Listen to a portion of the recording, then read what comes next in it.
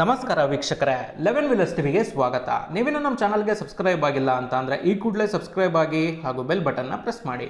ವೀಕ್ಷಕರೇ, ಇವತ್ತಿನ ಸಂಚಿಕೆಯಲ್ಲಿ ನಾವು ಚಂದ್ರ ದಶ ಬಗ್ಗೆ ಮಾತಾಡ್ತಾ ಇದ್ದೀವಿ. ಅಂದರೆ ಈ ಚಂದ್ರ ದಶದಲ್ಲಿ ಯಾವ್ಯಾವ ಥರ ಫಲಗಳನ್ನು ನೀವು ಅನುಭವಿಸ್ಬೇಕಾಗತ್ತೆ, ಯಾವ್ಯಾವ ಥರ ಪ್ರಾಬ್ಲಮ್ಸ್ಗಳನ್ನು ಫೇಸ್ ಮಾಡಬೇಕಾಗತ್ತೆ. ಪ್ರಾಬ್ಲಮ್ಸ್ ಅಂತ ಇದೆ ಅಂದಮೇಲೆ ಅದಕ್ಕೊಂದು ಪರಿಹಾರ ಅನ್ನೋದು ಇರಬೇಕಲ್ವಾ. ಯಾವ ಥರ ಒಂದು ಪರಿಹಾರಗಳನ್ನು ಮಾಡಿಕೊಂಡ್ರೆ ನೀವು ಆ ಪ್ರಾಬ್ಲಮ್ಸನ್ನು ಫೇಸ್ ಮಾಡ್ಬೋದು ಈಸಿಯಾಗಿ.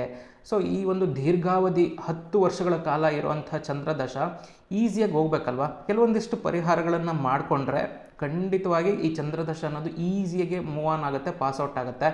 ಇಲ್ಲ ಅಂದರೆ ಈ ಶುಕ್ರದಶ 20 ವರ್ಷ ಇತ್ತು, ಗುರುದಶ 16 ವರ್ಷ ಇತ್ತು, ಅದೆಲ್ಲ ಏನು ಮ್ಯಾಟ್ರೇ ಆಗಲ್ಲ. ಅದಕ್ಕಿಂತ ತುಂಬ ಕಠಿಣವಾಗಿರುತ್ತೆ ಈ ಚಂದ್ರದಶ 10 ವರ್ಷಗಳ ಕಾಲ. ಯಾಕೆಂದರೆ ಅವೆಲ್ಲ ನಮ್ಮ ಲೈಫ್ ಜೊತೆ ಆಟ ಆಡಿದರೆ ಇದು ನಮ್ಮ ಮನಸ್ಸಿನ ಜೊತೆ ಆಟ ಆಡೋದಕ್ಕೆ ಸ್ಟಾರ್ಟ್ ಮಾಡುತ್ತೆ ಚಂದ್ರದಶ ಅನ್ನೋದು. ಅದಕ್ಕೋಸ್ಕರ ಚಂದ್ರದಶ ಇದೊಂಥರ ಡಿಫ್ರೆಂಟ್ ಕೆಟಗರಿ ಆಫ್ ದಶ ಅಂತ ಅನ್ಬೋದು. ನೀವೇನೇ ಅನುಭವಿಸಿರ್ಬೋದು, ಆದರೆ ಚಂದ್ರದಶ ಬಂದಾಗ ಅದು ಕೊಡೋವಂಥ ಟ್ವಿಸ್ಟ್ಗಳು, ಟರ್ನ್ಗಳು ನಿಮ್ಗೆ ಯಾವುದೇ ಥರ ಬೇರೆ ದಶಗಳು ಕೊಡೋದಕ್ಕೆ ಸಾಧ್ಯನೇ ಇಲ್ಲ ಅಂತ ಹೇಳ್ಬೋದು. ಮೊದಲಿಗೆ ಚಂದ್ರ ಅನ್ನೋದು ಮನಸ್ಕಾರಕ, ನೆಮ್ಮದಿಕಾರಕ, ಅಂದರೆ ಪೀಸ್ ಆಫ್ ಮೈಂಡ್ ಅಂತ ಅಂತೀವಲ್ಲ, ಅದನ್ನು ಕೂಡ ಚಂದ್ರನೇ ಕಂಟ್ರೋಲ್ ಮಾಡೋವಂಥದ್ದು. ಅಥವಾ ಒಂದು ಸ್ಟೇಟ್ ಗೌರ್ಮೆಂಟ್ಗಳನ್ನು ಒಂದು ಚಂದ್ರ ಕಂಟ್ರೋಲ್ ಮಾಡುತ್ತೆ.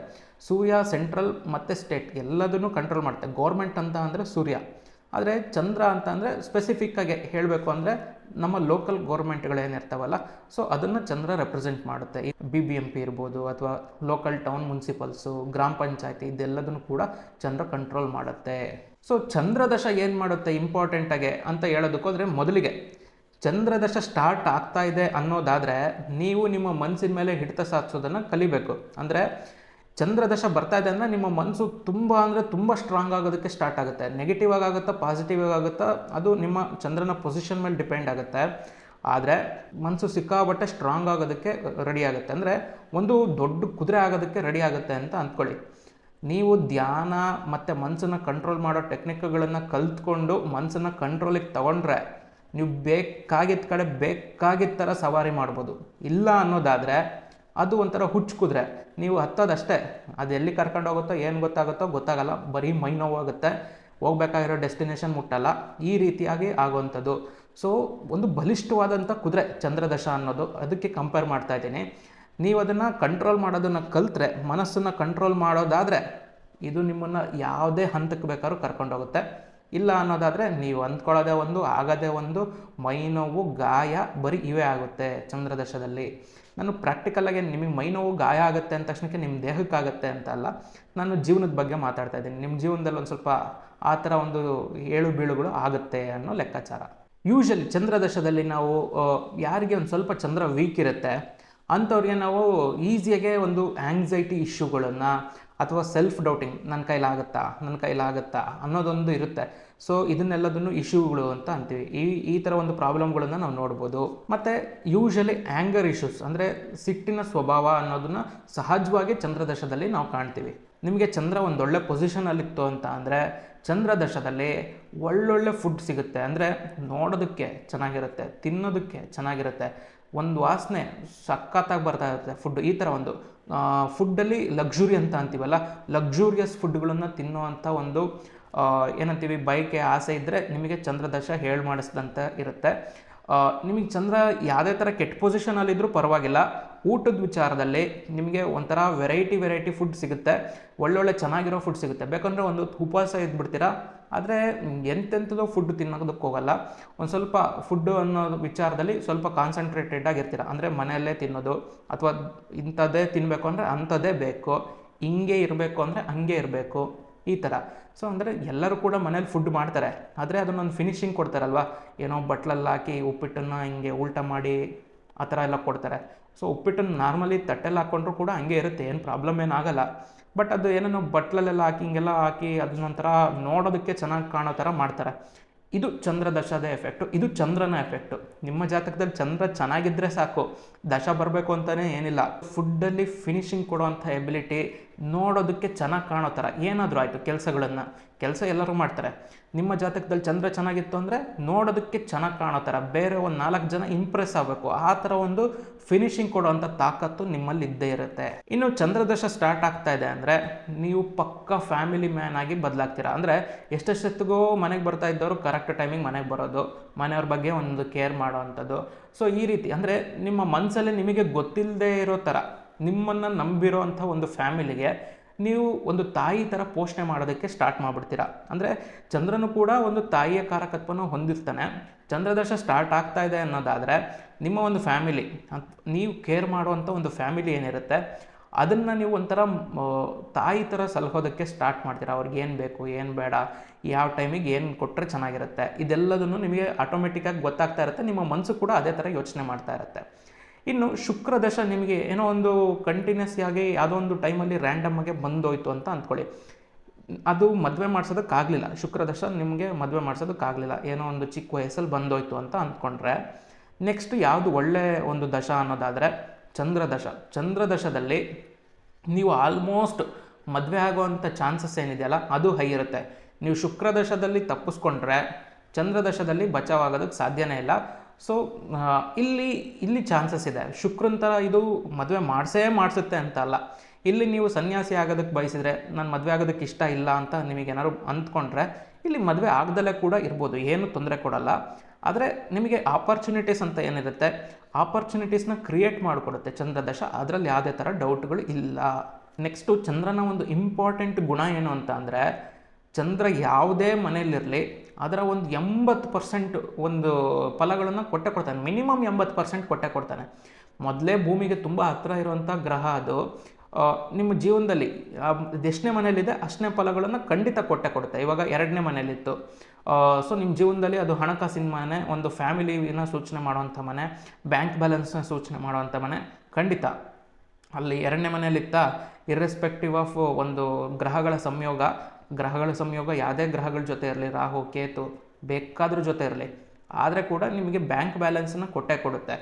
ಒಂದು ಸ್ವಲ್ಪ ಹಣಕಾಸಿನ ವಿಚಾರದಲ್ಲಿ ಅಥವಾ ದುಡ್ಡು ಇಟ್ಕೊಳ್ಳೋವಂಥದ್ದು, ಕೈಯಲ್ಲಿ ಇಟ್ಕೊಳ್ಳೋವಂಥದ್ದು ಹಣಕಾಸು, ಅದನ್ನು ಹಾಕಿ ಪ್ರಾಪರ್ಟಿ ತೊಗೊಳ್ಳೋದು ಅದೆಲ್ಲ ಸೆಕೆಂಡ್ರಿ, ಅದೆಲ್ಲ ನಿಮಗೆ ಕೊಡಲ್ಲ. 2ನೇ ಮನೆ ಅನ್ನೋದು ಜಸ್ಟ್ ನಿಮ್ಮ ಕೈಯಲ್ಲಿರುವಂಥ ಹಣನ ಸೂಚನೆ ಮಾಡುತ್ತೆ. ಯಾವಾಗಲೂ ಕೂಡ ಒಂದಿಷ್ಟು ಅಮೌಂಟು ನಿಮಗೆ ಸಿಗೋ ಥರ ನೋಡ್ಕೊಳ್ಳುತ್ತೆ ಚಂದ್ರ. ಅದೇ 8ನೇ ಮನೆ ಅಂದರೆ ಹೌಸ್ ಆಫ್ ಸೀಕ್ರೆಟ್ ಅಂತ ಅಂತೀವಲ್ಲ, 8ನೇ ಮನೆಯಲ್ಲಿತ್ತು ನಿಮಗೆ ಇದ್ದಕ್ಕಿದ್ದಕ್ಕೆ ಏನೇನೋ ಯೋಚನೆಗಳು ಬರೋದಕ್ಕೆ ಸ್ಟಾರ್ಟ್ ಆಗುತ್ತೆ. 80% ಫಲಗಳು ಬಂದೇ ಬರುತ್ತೆ. ಏನೇನೋ ಫಲಗಳು ಸಿಗುತ್ತೆ, ಏನೇನೋ ನೀವು ಅಂದ್ಕೊಂಡಿಲ್ದಿರೋದೆಲ್ಲ ಆಗುತ್ತೆ. ಹಂಗೆ ಅದೇ ಥರ ಪಾಸಿಟಿವ್ ಟರ್ಮ್ಸಲ್ಲಿ ಕೂಡ ಆಗುತ್ತೆ. ನೀವು ಅಂದ್ಕೊಂಡೇ ಇರಲ್ಲ ಇಂಥ ಕಡೆಯಿಂದ ದುಡ್ಡು ಬರುತ್ತೆ ಅಂತ, ಅಂಥ ಕಡೆಯಿಂದ ದುಡ್ಡು ಬರುತ್ತೆ. ನೀವು ಏನೋ ಜಾಬನ್ನು ಎಕ್ಸ್ಪೆಕ್ಟೇ ಮಾಡ್ತಿರಲ್ಲ ಅಂಥ ಕಡೆಯಿಂದ ಒಂದು ಜಾಬ್ ಬರುತ್ತೆ. ಒಂದೊಳ್ಳೆ ಪ್ಯಾಕೇಜ್, ನಿಮ್ಮ ಆ ಥರ ಈ ಪ್ಯಾಕೇಜ್ನೇ ಯೋಚನೆ ಮಾಡಿರಲ್ಲ, ಆ ಥರ ಒಂದು ಪ್ಯಾಕೇಜ್ಗಳು ಸಿಗೋವಂಥದ್ದು. ಏನೋ ಲೈಫಲ್ಲಿ ಮ್ಯಾಜಿಕ್ ಆಗುತ್ತೆ ಅಂತಾರಲ್ವ, ಆ ರೀತಿ ಆಗೋದಕ್ಕೆ ಸ್ಟಾರ್ಟ್ ಆಗುತ್ತೆ. 10ನೇ ಮನೇಲಿತ್ತು ಅಧಿಕಾರ, ಹೆಂಗೆಂಗೋ ಇರ್ತೀರ ನೀವು, ಅಧಿಕಾರ ಬಯಸೇ ಇರಲ್ಲ, ಬಂದ್ಬಿಡುತ್ತೆ ಅಧಿಕಾರ ಸುಮ್ಮನೆ. ಅದು ನೀವೇ ಏನೋ ಸ್ಟಾರ್ಟ್ ಮಾಡಿ ಅಧಿಕಾರಿ ನೀವೇ, ಅಂದರೆ ನಿಮ್ಮದೇ ಏನಾದ್ರು ಒಂದು ಕಂಪ್ನಿ ಸ್ಟಾರ್ಟ್ ಮಾಡಿ ಅದರಲ್ಲಿ ನೀವೇ CEO ಅಥವಾ ಅದು ಸರ್ಕಾರಿ ಅಧಿಕಾರಗಳು ಇದ್ದಕ್ಕಿದ್ದಂಗೆ ಸಿಗ್ಬೋದು, ಅಥವಾ ಯಾವುದೋ ಎಕ್ಸಾಮ್ಸ್ ಬರೀತಿರ್ತೀರ, ಇಷ್ಟು ವರ್ಷ ಬರೆದಿರ್ತೀರ, ಆಗಿರಲ್ಲ. ಚಂದ್ರದಶ ಬಂದಿರುತ್ತೆ, ನೀವೇನೋ ಒಂದು ಸುಮ್ಮನೆ ಟ್ರಯಲ್ ಕೊಟ್ಟಿರ್ತೀರ, ಲಾಸ್ಟ್ ಚಾನ್ಸ್ ಅಂತ ಆಗಿಬಿಡುತ್ತೆ. ಈ ರೀತಿಯಾಗಿ ಆಗುವಂಥದ್ದು. ಚಂದ್ರ ಯಾವುದೇ ಮನೆಯಲ್ಲಿರಲಿ ಅದರ ಮಿನಿಮಮ್ 80% ಫಲಗಳನ್ನು ಕೊಟ್ಟೇ ಕೊಡುತ್ತೆ. ಮತ್ತು ಬೇರೆ ದಶಗಳ ಥರ ಚಂದ್ರದಶ ತುಂಬ ರಿಜಿಡ್ ಆಗಿರಲ್ಲ, ಅಂದರೆ ಏನೋ ಹಿಂಗೆ ಇರಬೇಕು ಹಾಗೆ ಇರಬೇಕು ಅಂತ ಇರಲ್ಲ. ಸೊ ಇದು ತುಂಬ ಫ್ಲೆಕ್ಸಿಬಲ್ ಆಗಿರುತ್ತೆ. ನೀವು ಚಂದ್ರದಶನ ನೀವೇ ಕಂಟ್ರೋಲ್ ಮಾಡ್ಕೋಬೋದು, ಹೇಳಿದ್ದೀನಲ್ಲ ಆಗಲೇ. ಸೊ ನಿಮ್ಮ ಮನಸ್ಸನ್ನು ನೀವು ಕಂಟ್ರೋಲ್ ಮಾಡ್ಕೊಳ್ಳೋದಕ್ಕೆ ಸ್ಟಾರ್ಟ್ ಮಾಡಿದರೆ ಚಂದ್ರದಶ ನಿಮಗೆ ಎಷ್ಟೇ ಕೆಟ್ಟದಾಗಿ ನಡೀತಾ ಇರಲಿ, ಅದೆಂಥದೇ ಕೆಟ್ಟ ಮನೆಯಲ್ಲಿರಲಿ, ಚಂದ್ರ 12ರಲ್ಲೋ 8ರಲ್ಲೋ ಎಲ್ಲಾದರೂ ಇರಲಿ, ಯಾವುದೇ ಗ್ರಹಗಳ ಜೊತೆ ಸಂಯೋಗ ಇರಲಿ, ರಾಹು ಕೇತು ಏನರ ಜೊತೆಗೆ ಬೇಕಾದ್ರೂ ಸಂಯೋಗದಲ್ಲಿರಲಿ, ನೀವು ನಿಮ್ಮ ಮನಸ್ಸನ್ನು ಒಂದು ಧ್ಯಾನ ಮಾಡಿ ಅಥವಾ ಬೇರೆ ಬೇರೆ ರೀತಿಗಳಲ್ಲಿ ಬೇರೆ ಬೇರೆ ಟೆಕ್ನಿಕ್ಗಳನ್ನು ಯೂಸ್ ಮಾಡಿ ಮನಸ್ಸನ್ನು ನೀವು ಕಂಟ್ರೋಲ್ ಮಾಡ್ತಾ ಇದ್ದೀರಾ ಅನ್ನೋದಾದರೆ ನಿಮ್ಮ ಚಂದ್ರದಶ ಬ್ಯೂಟಿಫುಲ್ಲಾಗಿ ಹೋಗುತ್ತೆ. ಯಾವುದೇ ಥರ ತೊಂದರೆ ಆಗಲ್ಲ. ನೀವು ಮಾಡೋವಂಥ ಕೆಲಸದಲ್ಲಿ ಉತ್ತಮವಾದಂಥ ಒಂದು ಹೆಸರನ್ನು ಮಾಡೋವಂಥ ಎಲ್ಲ ರೀತಿಯಾದಂಥ ಒಂದು ಲಕ್ಷಣಗಳು ಕಾಣುತ್ತೆ. ಇನ್ನು ಸ್ಪೆಸಿಫಿಕ್ಕಾಗಿ ಹೇಳಬೇಕು ಅಂದರೆ ಚಂದ್ರ ರಾಹು ಈ ಒಂದು ಕಾಂಬಿನೇಷನ್ ಏನಿದೆಯಲ್ಲ, ಸೊ ಈ ಕಾಂಬಿನೇಷನ್ ಚಂದ್ರ ರಾಹು ಯಾವುದೇ ಮನೇಲಿರಲಿ, ಸೊ ಈ ಕಾಂಬಿನೇಷನ್ ನಿಮಗೆ ಒಂಥರ ಅನ್ವಾಂಟೆಡ್, ನಿಮಗೆ ಥಾಟ್ಸ್ ಮೇಲೆ ಕಂಟ್ರೋಲೇ ಇರಲ್ಲ. ಏನೇನೇನೇನೇನೋ ಯೋಚನೆಗಳು ಇದ್ದಕ್ಕಿದ್ದಂಗೆ ಏನೇನೋ ಯೋಚನೆಗಳು ಬರೋದಕ್ಕೆ ಸ್ಟಾರ್ಟ್ ಆಗುತ್ತೆ, ಕೆಟ್ಟ ಕೆಟ್ಟ ಯೋಚನೆಗಳೆಲ್ಲ ಬರೋದಕ್ಕೆ ಸ್ಟಾರ್ಟ್ ಆಗುತ್ತೆ. ಅಥವಾ ದೊಡ್ಡ ದೊಡ್ಡ ಆಸೆಗಳು, ಏನೇನೋ ಆಸೆಗಳು, ಈಗ ಅಂದರೆ ಅನ್ಇಮ್ಯಾಜಿನಬಲ್ ಆಗಿ ಏನೇನೋ ತಲೆ ಓಡುತ್ತೆ. ಇದ್ದಕ್ಕಿದ್ದಂಗೆ ಏನೋ ಇಲ್ಲಿ ಬುಕ್ಕಲ್ಲಿ ಏನೋ ಓದ್ತಾ ಇರ್ತೀರಾ, ಅಲ್ಲೇನೋ ಪ್ಲ್ಯಾಂಟ್ಸ್ ಬಗ್ಗೆ ಏನೋ ಓದ್ತಾ ಇರ್ತೀರಾ ಅಂತ ಅಂದ್ಕೊಳ್ಳೋಣ, ಅಥವಾ ಏನೋ ರಾಜಕೀಯದ ಬಗ್ಗೆ ಏನೋ ಓದ್ತಾ ಇರ್ತೀರಾ ಅಂತ ಅಂದ್ಕೊಳ್ಳೋಣ. ಇದ್ದಕ್ಕಿದ್ದಂಗೆ ಏಲಿಯನ್ಸ್ ಇದ್ದಾರಾ ಅಂತ ತಲೆಯಲ್ಲಿ ಬರುತ್ತೆ. ಹಿಂಗೆ ಒಂದಕ್ಕೊಂದು ಥಾಟ್ಸ್ಗಳನ್ನು ಏನಂತೀವಲ್ಲ ಅದು ಲಿಂಕ್ಡ್ ಆಗಿರಲ್ಲ. ಸುಮ್ಮನೆ ಏನೇನೋ ಈಗೇನೋ ಯೋಚನೆ ಮಾಡ್ತಿರ್ತೀನಿ, ಒಂದು 5 ನಿಮಿಷ ಬಿಟ್ಟು ಏನೇನೋ ಯೋಚನೆಗಳು ಬರುತ್ತೆ. ಥಾಟ್ಸ್ಗಳು ಒಂದೇ ಸಮ ಇರೋದಿಲ್ಲ. ಇನ್ನು ಚಂದ್ರ ಮತ್ತು ಕೇತು ಕಾಂಬಿನೇಷನ್ನು ನಿಮಗೊಂದು ಸ್ವಲ್ಪ ಸ್ಯಾಡ್ ಥಾಟ್ಸ್ಗಳನ್ನು ಕೊಡುತ್ತೆ. ಅಂದರೆ ನನ್ನ ಜೀವನದಲ್ಲಿ ಏನೂ ಆಗಿಲ್ಲ, ನನ್ನ ಹಣೆ ಬರನೇ ಇಷ್ಟು, ಈ ರೀತಿಯಾಗಿ ಒಂಥರ ಥಾಟ್ಸ್ಗಳು ಏನಿದೆಯಲ್ಲ ತುಂಬ ಫ್ಲಕ್ಚುಯೇಟ್ ಆಗುತ್ತೆ. ನಿಮ್ಮ ಬಗ್ಗೆ ನಿಮಗೆ ಅಸಹ್ಯ ಹುಟ್ಟೋ ಥರ ಮಾಡುತ್ತೆ. ಅಂದರೆ ನೀವು ಆ ಥರ ಕೆಲಸಗಳನ್ನು ಮಾಡ್ತೀರಿ ಅಂತ ಅಲ್ಲ, ನೀವೇನು ಮಾಡಲಿಲ್ಲ ಅಂತಂದ್ರೂ ನಿಮ್ಗೊಂಥರ ಜೀವನದಲ್ಲಿ ಜಿಗುಪ್ಸೆ ಬರೋದಕ್ಕೆ ಸ್ಟಾರ್ಟ್ ಆಗುತ್ತೆ. ನನಗೇನು ಬೇಡ, ಜೀವನದಲ್ಲಿ ಏನೂ ಬೇಡ ಅನ್ನೋ ಥರ ನಿಮಗೆ ಫೀಲಿಂಗ್ಸು ಸ್ಟಾರ್ಟ್ ಆಗುತ್ತೆ. ಇಂಥ ಟೈಮಲ್ಲಿ ದಯವಿಟ್ಟು ನೀವು ಕೇತುವಿನ ಅಂಶವಾದಂಥ ಅಕಲ್ಟ್ ಸೈನ್ಸ್ಗಳು, ಅಂದರೆ ಯೋಗ, ಧ್ಯಾನ, ಜ್ಯೋತಿಷ್ಯ, ಅಥವಾ ಬೇರೆ ಬೇರೆ ಥರ ಮಾರ್ಷಲ್ ಆರ್ಟ್ಸ್ಗಳಾಗಿರ್ಬೋದು, ಅಥವಾ ಒಂದು ಮಂತ್ರವಿದ್ಯೆಗಳಾಗಿರ್ಬೋದು, ತಂತ್ರವಿದ್ಯೆಗಳಾಗಿರ್ಬೋದು, ಏನಾದರೂ ಕಲೀರಿ ಈ ಟೈಮಲ್ಲಿ. ಸೊ ನಿಮಗೆ ಆ ಒಂದು ನಿಟ್ಟಿನಲ್ಲಿ ಮನಸ್ಸನ್ನು ನೀವು ಡೈರೆಕ್ಷನ್ ಮಾಡಿ, ಆ ಒಂದು ನಿಟ್ಟಿನಲ್ಲಿ ನೀವು ಒಂದು ಮನಸ್ಸನ್ನು ಕಾನ್ಸಂಟ್ರೇಟ್ ಮಾಡಿ, ಅಲ್ಲಿ ಮನಸ್ಸು ಚೆನ್ನಾಗಿ ವರ್ಕ್ ಆಗುತ್ತೆ. ನೀವು ಯೋಗ, ಧ್ಯಾನ ಮಾಡಿ ನೀವು ಮನಸ್ಸನ್ನು ಕಂಟ್ರೋಲ್ ಮಾಡೋದಾದರೆ ಚಂದ್ರ ಕೇತುವಿನಷ್ಟು ಒಳ್ಳೆ ಕಾಂಬಿನೇಷನ್ ಇನ್ನೊಂದಿಲ್ಲ. ಸುಮ್ಮನೆ ಮನಸ್ಸು ಹೆಂಗೆ ಹೇಳುತ್ತೆ ಹಂಗೆ ನಾವು ಕೇಳ್ತೀವಿ ಅನ್ನೋದಾದರೆ ಚಂದ್ರ ಕೇತು ಅಷ್ಟು ಕೆಟ್ಟ ಕಾಂಬಿನೇಷನ್ ಇನ್ನೊಂದಿಲ್ಲ, ಇರ್ರೆಸ್ಪೆಕ್ಟಿವ್ ಆಫ್ ಹೌಸ್, ಯಾವುದೇ ಮನೆಯಲ್ಲಿದ್ದರೂ ಅಷ್ಟೇ. ಇನ್ನು ಚಂದ್ರ ಅನ್ನೋನು ನಮ್ಮ ದೇಹದಲ್ಲಿ ಆಗುವಂಥ ಕೆಲವೊಂದಿಷ್ಟು ಸಿಸ್ಟಮ್ಗಳನ್ನು ಕಂಟ್ರೋಲ್ ಮಾಡ್ತಾನೆ. ಅಂದರೆ ಹಾರ್ಟ್ ಅಂತ ಅಂದರೆ ಸೂರ್ಯ ಅಂತ ಹೇಳಿದ್ದೀನಿ, ಆದರೆ ಆ ಹೃದಯ ಬಡಿಯುತ್ತೆ ನೋಡಿ, ಆ ಎನರ್ಜಿ ಚಂದ್ರಂದು. ಆ ಒಂದು ಪ್ರೋಸೆಸ್ ಏನಿದೆಯಲ್ಲ, ಆ ಪ್ರೋಸೆಸ್ ಮೇಲೆ ಚಂದ್ರನಿಗೆ ಕಂಟ್ರೋಲ್ ಇರುತ್ತೆ. ಉಸಿರು ತಗೊಳ್ಳೋದು ಬೇರೆ, ಉಸಿರು ಬಿಡೋದು ಬೇರೆ. ಹಂಗೆ ನೋಡಿಕೊಂಡ್ರೆ ಲಂಗ್ಸ್ ಬೇರೆ ಕಾರಕತ್ವ, ಲಂಗ್ಸಿಗೆ ಬೇರೆ ಗ್ರಹ ಕಾರಕತ್ವ ಆಗುತ್ತೆ, ಅದೆಲ್ಲ ಸರಿ. ಆದರೆ ಆ ಉಸಿರಾಟದ ಪ್ರೋಸೆಸ್ ಏನಿದೆಯಲ್ಲ, ಉಸಿರು ತಗೊಂಡು ಆಕ್ಸಿಜನ್ನಿಂದ ಕಾರ್ಬನ್ ಡೈಆಕ್ಸೈಡ್ ಮಾಡಿ ಬ್ಲಡ್ ಜೊತೆ ಸರ್ಕ್ಯುಲೇಷನ್ ಮಾಡಿ ಹೊರಗೆ ಬಿಡೋದು, ಆ ಪ್ರೋಸೆಸ್ ಏನಿದೆಯಲ್ಲ, ಆ ಒಂದು ಪ್ರೋಸೆಸ್ನ ಚಂದ್ರ ಕಂಟ್ರೋಲ್ ಮಾಡ್ತಾನೆ. ಡೈಜೆಸ್ಟಿವ್ ಸಿಸ್ಟಮ್, ಹೊಟ್ಟೆ ಮೇಲೆ ಬೇರೆ ಗ್ರಹದ ಕಾರಕತ್ವ ಇರುತ್ತೆ, ಬಾಯಿ ಮೇಲೆ ಬೇರೆ ಗ್ರಹದ ಕಾರಕತ್ವ ಇರುತ್ತೆ. ಆದರೆ ಆ ಸಿಸ್ಟಮ್ ಏನಿದೆಯಲ್ಲ, ಒಂದು ಅನ್ನ ತೊಗೊಂಡು ನೀವು ತಿಂದು ಅದು ಪೂರ್ತಿ ಡೈಜೆಷನ್ ಆಗಿ ಅದೊಂದು ಮಿಕ್ಕಿರೋವಂಥದ್ದೆಲ್ಲ ಹೊರಗಡೆ ಹೋಗುವಂಥದ್ದು, ಆ ಸಿಸ್ಟಮ್ ಏನಿದೆಯಲ್ಲ, ಆ ಪ್ರೋಸೆಸ್ ಏನಿದೆಯಲ್ಲ, ಆ ಪ್ರೋಸೆಸ್ ಮೇಲೆ ಚಂದ್ರನಿಗೆ ಕಂಟ್ರೋಲ್ ಇರುತ್ತೆ. ನೀವು ಚಂದ್ರದಶದಲ್ಲಿ ಈ ಸಿಸ್ಟಮ್, ಈ ಪ್ರೋಸೆಸ್ಗಳು ಏನಿದೆಯಲ್ಲ ಅದ್ರ ಮೇಲೆ ದಯವಿಟ್ಟು ಗಮನ ಕೊಡಬೇಕಾಗತ್ತೆ. ನಿಮಗೆ ಈ ಥರದ ತೊಂದರೆಗಳು ತುಂಬ ಆಗೋವಂಥ ಚಾನ್ಸಸ್ ಇರುತ್ತೆ. ಅಂದರೆ ನಿಮಗೆ ಸ್ಪೆಸಿಫಿಕ್ಕಾಗಿ ಹೊಟ್ಟೆ ನೋವು ಅಂತಂದರೆ ಅಲ್ಲಿ ಎಕ್ಸಾಕ್ಟಾಗಿ ಹೊಟ್ಟೆ ನೋವೇ ಇರಲ್ಲ. ಸೊ ಆ ಪ್ರೋಸೆಸ್ಸಲ್ಲಿ ಎಲ್ಲೋ ಪ್ರಾಬ್ಲಮ್ ಆಗಿರುತ್ತೆ. ನಿಮಗೆ ಡೈಜೆಸ್ಟಿವ್ ಸಿಸ್ಟಮ್ ಪ್ರೋಸೆಸ್ಸಲ್ಲಿ ಎಲ್ಲೋ ಪ್ರಾಬ್ಲಮ್ ಆಗಿರುತ್ತೆ.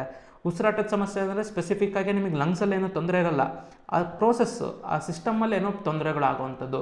ಸೊ ಇದಿಷ್ಟು ಫಲಗಳು ಹಾಗೂ ಒಂದು ಪ್ರಾಬ್ಲಮ್ಸ್ಗಳು ಅಂತ ನೋಡೋದಾದರೆ ಪರಿಹಾರ ಅನ್ನೋದು ಇರಬೇಕಲ್ವ. ಏನು ಪರಿಹಾರ ಅಂತ ನೋಡೋದಕ್ಕೆ ಹೋದರೆ, ಮೊದಲನೇದಾಗಿ ಮತ್ತೆ ಅದೇ ಪಾಯಿಂಟು, ಧ್ಯಾನ, ಯೋಗ, ಇದನ್ನು ನೀವು ಮಾಡಬೇಕಾಗತ್ತೆ. ಮನಸ್ಸಿನ ಮೇಲೆ ಒಂದು ಹಿಡಿತನ ಸಾಧಿಸಬೇಕಾಗತ್ತೆ. ಮನಸ್ಸನ್ನು ನೀವು ಹಿಡಿತ ಸಾಧಿಸಿದ್ರಿ ಅಂದರೆ ಅದರಷ್ಟು ಚೆನ್ನಾಗಿ ಒಂದು ಮಾತು ಕೇಳೋವಂಥ ಇನ್ನೊಬ್ಬ ಕೆಲಸಗಾರ ಸಿಗೋಲ್ಲ ನಿಮಗೆ.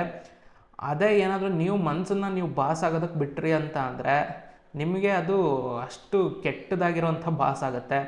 ಹೇಳ್ದಂಗೆಲ್ಲ ಕುಣಿಸ್ಬಿಡುತ್ತೆ. ಅಂದರೆ ಸುಮ್ಮನೆ ನಿಮಗೆ ಥಾಟ್ಸ್ ಮೇಲೆ ಕಂಟ್ರೋಲ್ ಇರಲ್ಲ, ಯೋಚನೆಗಳ ಮೇಲೆ ಕಂಟ್ರೋಲ್ ಇರಲ್ಲ.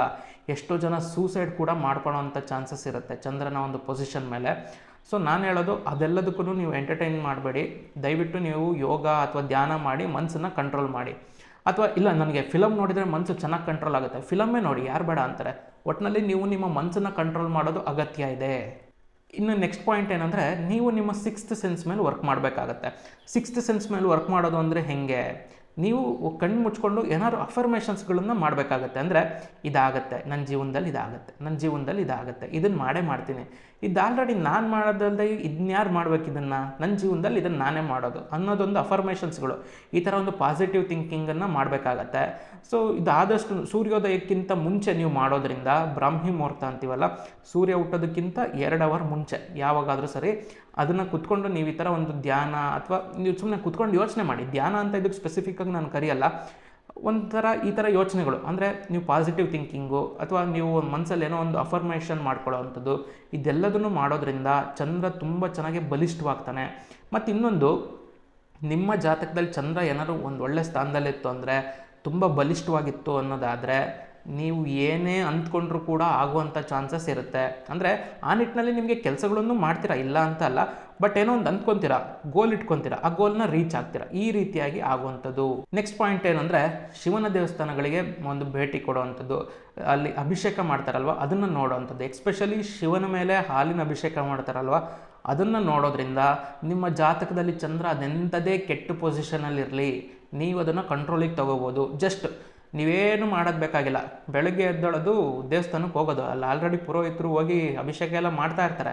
ನೀವು ಜಸ್ಟ್ ಅವ್ರ ಹತ್ರ ಒಂದು ಸ್ವಲ್ಪ ರಿಕ್ವೆಸ್ಟ್ ಮಾಡಿಕೊಂಡು ಒಂದು 5 ನಿಮಿಷ ಅಲ್ಲಿ ಕೂತ್ಕೊಂಡು ಶಿವಂಗೆ ಅಭಿಷೇಕ ಮಾಡ್ತಾ ಇರ್ತಾರಲ್ವ, ನೋಡ್ತಾ ಕೂತ್ಕೊಳ್ಳಿ. ಇಲ್ಲ ನಮ್ಮ ಹತ್ರ ಆ ಫೆಸಿಲಿಟಿ ಇಲ್ಲ ಅನ್ನೋದಾದರೆ ಮನೆಯಲ್ಲೇ ಟಿ ವಿಯಲ್ಲೇ ಹಾಕ್ಕೊಂಡು ನೋಡಿ, ಯೂಟ್ಯೂಬಲ್ಲೇ ಬೇಕಾದಷ್ಟು ಸಿಗುತ್ತೆ. ಸೊ ಈ ಥರ ಶಿವನ್ನ ಅಭಿಷೇಕ ಮಾಡ್ತಾರಲ್ವ ಅದನ್ನು ನೋಡೋದು ತುಂಬ ಇಂಪಾರ್ಟೆಂಟು. ಆಪರ್ಚುನಿಟಿ ಸಿಕ್ಕಿದ್ರೆ ಖಂಡಿತ ನೀವು ಮಾಡಿ ನಿಮ್ಮ ಕೈಯಾರೆ, ಅದಕ್ಕಿಂತ ಇನ್ನೊಂದು ಭಾಗ್ಯ ನಿಮಗೆ ಸಿಗಲ್ಲ. ಆದರೆ ನಿಮಗೆ ತೀರಾ ಅಷ್ಟು ಮಾಡೋಕ್ಕಾಗ್ತಾ ಇಲ್ಲ ಅನ್ನೋದಾದರೆ ಅಟ್ಲೀಸ್ಟ್ ನೋಡಿ, ಅದಕ್ಕಿಂತನೂ ನಿಮಗೆ ಇನ್ನೊಂದು ಪುಣ್ಯ ಲಭ್ಯ ಇಲ್ಲ ಭೂಮಿ ಮೇಲೆ. ಈಗ ನಾನು ಹೇಳಿರೋ ಯಾವ ಪಾಯಿಂಟು ಆಗ್ತಾ ಇಲ್ಲ, ಮನಸ್ಸು ತುಂಬ ಆಲ್ರೆಡಿ ಹದಗೆಟ್ಟೋಗಿದೆ, ಕಂಟ್ರೋಲಿಗೆ ಸಿಗ್ತಾ ಇಲ್ಲ, ನಾವಿವಾಗ ಧ್ಯಾನ ಕೂತ್ಕೊಂಡ್ರೆ 5 ನಿಮಿಷನೂ ಕಣ್ಣು ಮುಚ್ಚೋದಕ್ಕಾಗ್ತಾ ಇಲ್ಲ ಅಂತ ಹೇಳ್ತೀರಾ. ಅಂಥ ಟೈಮಲ್ಲಿ ಏನಾಗಬೇಕು, ಅಂಥ ಟೈಮಲ್ಲಿ ಏನು ಮಾಡ್ಬೋದು ಅನ್ನೋದಾದರೆ, ಮಲ್ಗೋಕ್ಕಿಂತ ಮುಂಚೆ ನಿಮ್ಮ ತಲೆ ಹತ್ರ ಒಂದು ಸಣ್ಣ ಟೀ ಗ್ಲಾಸಲ್ಲಿ ಒಂದು ಸ್ವಲ್ಪ ಹಾಲನ್ನು ಇಟ್ಕೊಳ್ಳಿ, ಹಸಿ ಹಾಲು. ಅಂದರೆ ಅದನ್ನು ಯಾವುದೇ ಥರ ಕಾಯಿಸಿರಬಾರ್ದು, ಪರವಾಗಿಲ್ಲ, ಪ್ಯಾಕೆಟ್ ಹಾಲಿದ್ರೂ ತೊಂದರೆ ಇಲ್ಲ. ಒಂದು ಸ್ವಲ್ಪ ಹಸಿ ಹಾಲನ್ನು ನಿಮ್ಮ ತಲೆ ಹತ್ರ ಇಟ್ಕೊಂಡು ಮಲಗಿ. ಒಂದು ಸಣ್ಣ ಟೀ ಲೋಟದಲ್ಲಿ ನೀವು ಎಲ್ಲ ಮಂಚದ ಮೇಲೆ ಮಲ್ಕೊತೀರಾ ಅಂದರೆ ನಿಮ್ಮ ತಲೆ ಹತ್ರ ಕೆಳಗಡೆ ನೆಲದ ಮೇಲೆ ಇಡಿ, ಏನು ಪರವಾಗಿಲ್ಲ. ಸೊ ಅಥವಾ ಒಂದು ಸಣ್ಣದು ಟೇಬಲ್ ಪಕ್ಕದಲ್ಲಿ ಎಲ್ಲಾದರೂ ಇದ್ದರೆ ಅಲ್ಲೂ ಇಡಿ, ಏನು ತೊಂದರೆ ಇಲ್ಲ. ಒಟ್ಟಿನಲ್ಲಿ ನಿಮ್ಮ ತಲೆ ಹತ್ರ ಇರಬೇಕದು. ಬೆಳಗ್ಗೆ ಎದ್ದ ತಕ್ಷಣಕ್ಕೆ ಅದನ್ನು ಯಾವ್ದಾದ್ರು ಮುಳ್ಳಿನ ಗಿಡಕ್ಕೆ ಹಾಕಿ ಆ ಹಾಲನ್ನು. ಸೊ ಮುಳ್ಳಿನ ಗಿಡ ಅಂತಂದರೆ ಯಾವ್ದಾದ್ರು ಮುಳ್ಳಿನ ಗಿಡಗಳಾದರೂ ಆಯಿತು, ಅಥವಾ ಅವೈಲಬಿಲಿಟಿ ಇಲ್ಲ, ನಾವು ಬೆಂಗಳೂರಲ್ಲಿದ್ದೀವಿ, ನಮ್ಮ ಸುತ್ತಮುತ್ತ ಬರೀ ಮನೆಗಳೇ ಇದೆ, ಮುಳ್ಳಿನ ಗಿಡ ಹುಡ್ಕೊಂಡು ಹೋಗೋಕ್ಕಾಗಲ್ಲ, ತೊಂದರೆ ಇಲ್ಲ, ಮನೆಯಲ್ಲೇ ಯಾವ್ದಾದ್ರು ಒಂದು ಗುಲಾಬಿ ಗಿಡ ಬೆಳೆಸಿ ಅದಕ್ಕೆ ಹಾಕಿ, ಅಥವಾ ಒಂದು ಕ್ಯಾಕ್ಟಸ್ ಬರುತ್ತಲ್ಲ ಆ ಥರ ಗಿಡಗಳನ್ನೆಲ್ಲ ಬೆಳೆಸಿ ಮನೆಯಲ್ಲೇ, ಮುಳ್ಳಿನ ಗಿಡಗಳು ಅವೆಲ್ಲ ಕೂಡ ಅದನ್ನು ಬೆಳೆಸಿ ನಿಮ್ಮದೆಲ್ಲೋ ಬಾಲ್ಕನಿಯಲ್ಲಿ ಇಟ್ಕೊಂಡಿರಿ. ಬೆಳಗ್ಗೆ ಆದ ತಕ್ಷಣಕ್ಕೆ ಅದಕ್ಕೆ ಆ ಹಾಲನ್ನು ಹಾಕಿ, ಏನು ಜಾಸ್ತಿ ಅಲ್ಲ, ಒಂದೊಂದು ಲೋಟ ಅಲ್ಲ, ಆ ಲೋಟದಲ್ಲಿ ಒಂದು ಅರ್ಧ ಲೋಟ, ಒಂದು ಸ್ವಲ್ಪ ಒಂದಿಷ್ಟಿಷ್ಟು ಹಾಕ್ಕೊಂಡು ಅದನ್ನು ಬೆಳಗ್ಗೆ ಹೊತ್ತು ಚೆಲ್ಲುವಂಥದ್ದು ಮುಳ್ಳಿನ ಗಿಡಕ್ಕೆ. ಈ ಥರ ಮಾಡೋದ್ರಿಂದ ಮನಸ್ಸು ಖಂಡಿತವಾಗಿ ಹಿಡಿತಕ್ಕೆ ಸಿಕ್ಕೇ ಸಿಗುತ್ತೆ. ಇದಿಷ್ಟು ಈ ಹೊತ್ತಿನ ವಿಶೇಷ. ನಾನು ಮುಂದಿನ ಸಂಚಿಕೆಯಲ್ಲಿ ಮತ್ತೊಂದು ವಿಷಯದ ಜೊತೆ ಬರ್ತೀನಿ. ಅಲ್ಲಿವರೆಗೂ ನೀವು ನಮ್ಮ ಚಾನಲ್ಗೆ ಸಬ್ಸ್ಕ್ರೈಬ್ ಆಗಿಲ್ಲ ಅಂತಂದರೆ ಈ ಕೂಡಲೇ ಸಬ್ಸ್ಕ್ರೈಬ್ ಆಗಿ ಹಾಗೂ ಬೆಲ್ ಬಟನ್ನ ಪ್ರೆಸ್ ಮಾಡಿ. ನಮಸ್ಕಾರ, ಧನ್ಯವಾದ.